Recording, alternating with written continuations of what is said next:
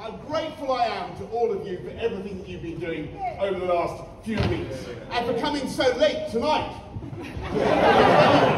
Way past the Keir Starmer's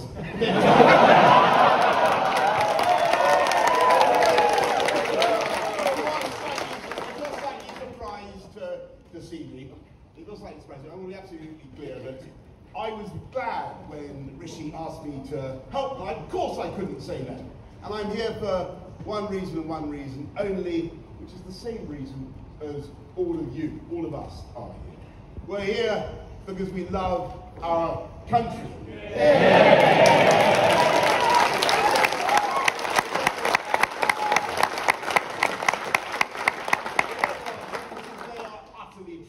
By comparison with the disaster we may face if these so-called opinion polls are wrong. And it's still an if. I think and hope the British people will show more sense on Thursday and draw back from the brink. But if these polls are right, then at the very moment when this country has beaten COVID and beaten post-COVID inflation, at the very moment when we should be encouraging enterprise and growth and putting some money into home ownership and putting some money into people's pockets, Westminster is about to go in diametrically the opposite direction.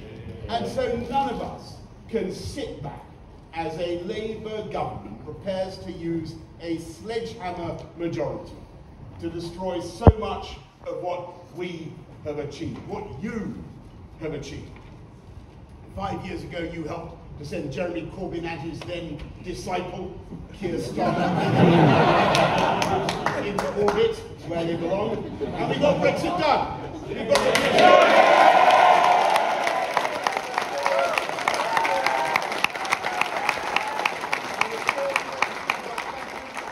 And it was because we got a proper Brexit, and you will all remember how hard that fight was, that we came out of the EU single market, we controlled our own regulation.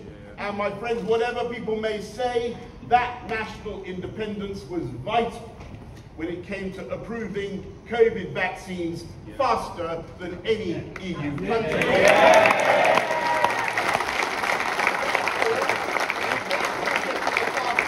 And therefore getting the fastest vaccine rollout of any major economy and the fastest economic rebound in the G7. And let me just ask you, in case you've forgotten, because I haven't had a chance to remind you recently. Of all the 200 countries on earth, which was the first government, after all the miseries of COVID, to put a licensed, approved and effective vaccine into the arms of our citizens? It was a British government. It was a Brexit government. It was a Conservative government.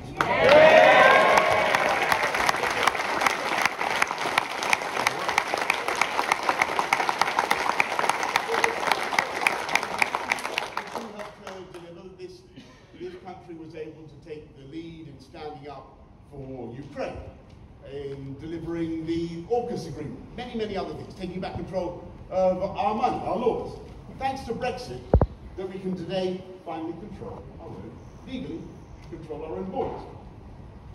And is it not therefore the height of insanity, if these polls are right, that we are about to give Labour a supermajority, which they will use to make us nothing but the punk of Brussels, taking EU law by dictation with no say on how that law is made, paying into Brussels budgets again, you watch, as a price for access, scrapping the Rwanda scheme, just as it is on the verge of coming into force, just as it is being imitated by governments around the world, and just actually being to act as a deterrent and bringing back uncontrollable free movement as the price of Starmer's deal with the EU. Now, do you think this country really wants to give Starmer that kind of mandate? No! I don't think they do, and yet Labour are so cocky that they're so complacent, they're so smug, they're barely conceding their agenda anymore. And we can see what it is. Whacking up taxes on pensions, on property, persecuting private enterprise, attacking private education and private healthcare, with all the pointless extra burden that will place on the taxpayer.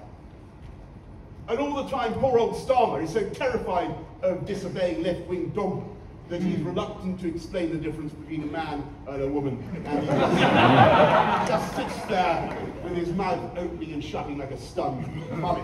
Do we want this kind of madness? Do we want higher taxes? Do we want more wokery imposed on us? And yet this is coming now, this week. This gigantic, unless we change it, this gigantic Labour majority pregnant with horrors.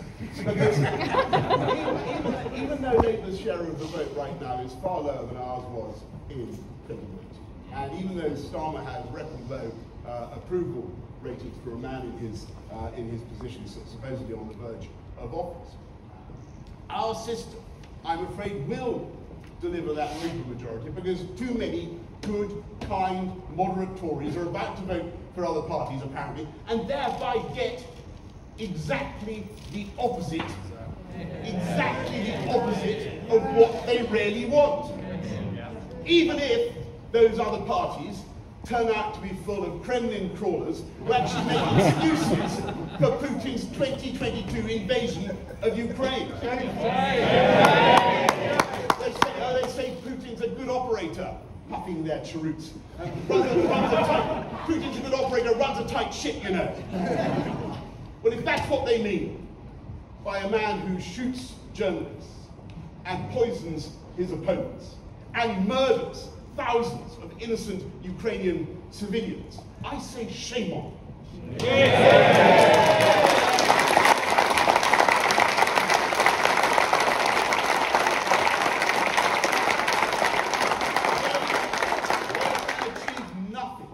This election except to usher in the most left-wing Labour government since the war with a huge majority, and we must not let it happen.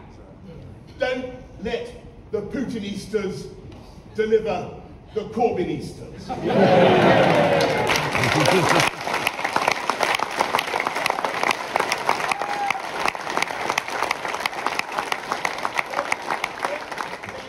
Putin's pet parrots give this entire country psittacosis, which is a disease you get, by the way, from cozying up to pet parrots. Ladies and gentlemen, friends, if you actually want higher taxes next week, this year, if you feel you've got a few thousand to spare, then vote Labour on Thursday. If you want uncontrolled immigration and mandatory wokery and pointless kowtowing to Brussels again, then go right ahead, make my day, vote for Starmer. But if you want to protect our democracy and our economy and keep this country strong abroad by spending 2.5% of our GDP on defence, which Labour still refuses to commit to, then you know what to do, don't you, everybody? Yeah. Vote Conservative on Thursday.